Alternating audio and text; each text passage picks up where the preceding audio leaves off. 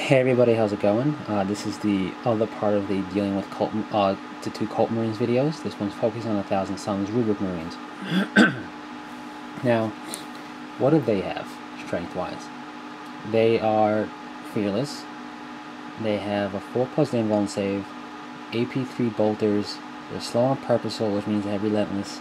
And their sergeant, their aspiring sorcerer, is a psyker and has a psychic power as well as a force weapon.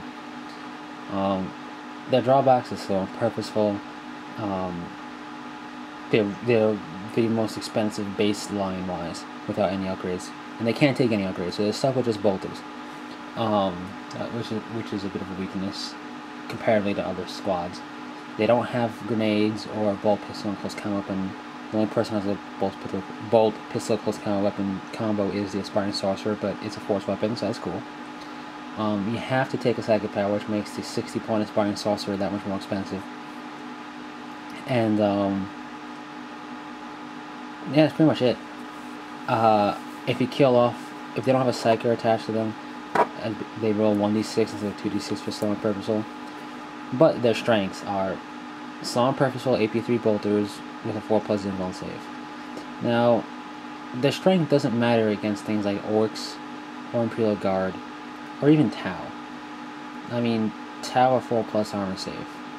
They're going to probably be in cover anyway, which is probably going to be 4+, so they'll get a save anyway. Imperial Guard are used to relying on cover saves, and this only really hurts their stormtroopers or their carapace armor veterans, which if they're in cover, will have the same save anyway. This only hurts Orc boys again. They'll probably be in cover, or if they're not in cover, because they're going to come at you, there are going to be so many of them that, yeah, you'll put the hurt on them. And it'll hurt more, actually. It will be a helpful for the 1,000 Suns to use AP3 bolters against our boys, but they're probably going to close in on you anyway. This is really an anti-marine choice, in that it has AP3 bolters, and it really does hurt. Marines, I mean, even the whole,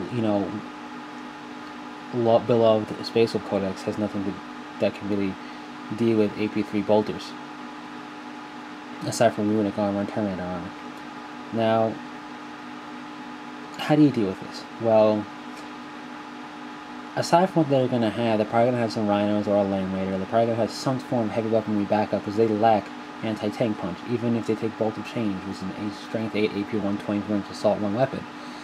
They're probably going to feel something that can punch through armor, like a Predator or a Land Raider. I'm talking about a 1,000 Suns themed army, so they'll probably take stuff like that. Maybe Havocs, maybe, but maybe some Terminators with the kind of Zeems for a 4+ invuln save. But point being is they're gonna have stuff supplementing them for pure anti-tank punch, probably. So you gotta, again, as any 40k game goes, you gotta deal with multiple threats at once. But as far as dealing with the 1,000 Suns themselves, of which this is an aspiring sorcerer model, by the way, really their weakness is the fact that they are just as susceptible to small arms weaponry. If you fire into them with bolters, las guns, shooters, pulse rifles, they're gonna die at the same statistical rate as a generic Space Marine or generic Chaos Space Marine. They're gonna have the same rate of dying, because they don't have the increased toughness, and they don't have feel no pain. That's why Plague Marines excel at taking on small arms fire, because they can even if they get saturated with it, they have a hard time being wounded, and they can then make 2 saves, an armor save, and if they fail that, then they get a feel no pain. But what do these guys strength at? Well, what are these guys strong at, I should say? Dealing with anti-marine specific weaponry. Things that would deny feel no pain, things that would go through armor, plasma, melta, the last cannon, anything high strength, low AP, they're good at dealing with. It could be strength 10, they'll still get a 4+ invuln save against it. That's what they have. If they walk across the board, which they're the best at doing, aside from Sonic Space Marines, but Sonic Space Marines require Sonic weaponry upgrades, so they get really expensive. So just base what they got. 1,000 Suns are the best at doing it. They have the survivability of a 4+ invuln save, and the AP3 relentless bolters to boot. I always suggest putting them in a Rhino anyway, but they can weather the storm. Not wither. They can weather the storm. They're probably going to stay at max range anyway, so your rapid fire weapons are going to fire at one time, just like theirs, so they're able to trade shots with you equally, in addition to having the psychic power. As well as they can, goad you out of cover if you're going to chase them and then start really shooting into you. As well as dealing with your high strength weaponry that will probably be able to reach out and touch them before they can get in the range with their bolters. Plasma cannons, las cannons, stuff like that. Weapon-wise, the things that you want to use with them, again, Tau have a great advantage with the strength 5 weaponry, standard, so they can wound them a lot easier than 4s. 3s makes it a lot of difference.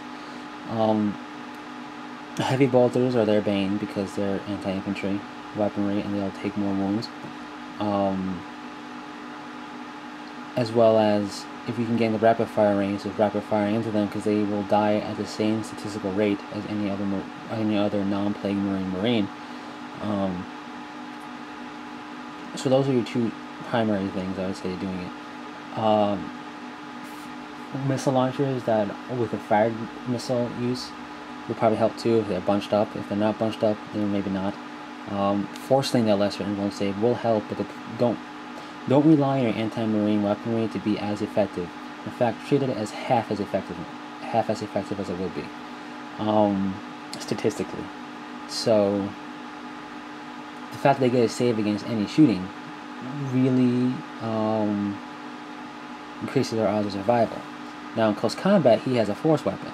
This guy right here, the Aspiring Sorcerer, so he has a force weapon in every squad, so he can deal with multi-wound creatures / characters, so you have to be careful there as well. But as far as tactics to deal with them, the way I deal with them, and the thing I'm going to try to avoid once I finish this army eventually, is close combat. If you tie them up, they can't fire their bolters. Yeah, they have a 4+ invuln save, so don't rely on the guys that the power weapons, the power fists to do the job. This is more of a gritty, slug it out, just saturating them with wounds so they fail saves type of close combat. Again, power weapons and power fists will be helpful in that they'll force a lesser save, which is still good, but don't rely on that as a clincher because they have a 50-50 chance of surviving that. So rapid fire into them or get in close and assault them. So, but this is a double-edged sword though. Certain units which rely on rolling over things in the assault phase may not be the best to assault Thousand Suns. For example, Harlequins with the Harlequin's Kiss. They rely on the Harlequin's Kiss to rend, and you go in there with your high initiative, your furious charging, to do a ton of attacks, hopefully generate a ton of wounds, of which a good amount of rending, and then kill them that way. Now, depending on the size of squad you're fielding versus the size of squad you're charging, this may work. However, do be careful because they can survive it and then attack back, and then your save is a lot less than theirs.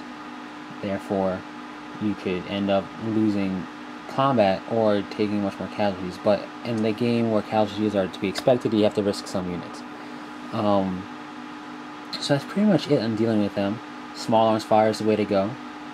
This is the same tactic you would use against Terminators. A bunch of las guns will bring down a Terminator squad. I've seen it happen. And shooting into them. The big thing is closing the range. Now, they are slow and purposeful, so they're not as fast. You may be able to gain on them faster than they would like, but do be careful that you don't get into rapid fire range too quickly, or else without being in a Rhino or something. Otherwise, they might be able to just wither your stuff down. Hope that again helps. This is again a very generalistic tactic. More in-depth things will take a longer time. You have to actually break it down by unit and what's facing it. But against Thousand Suns, shooting them with a bunch of small arms fire will drop them the most efficient way. Save your anti-marine weapons or your high-strength weaponry for any vehicles or whatever else they're fielding in the army. So until next time, take it easy.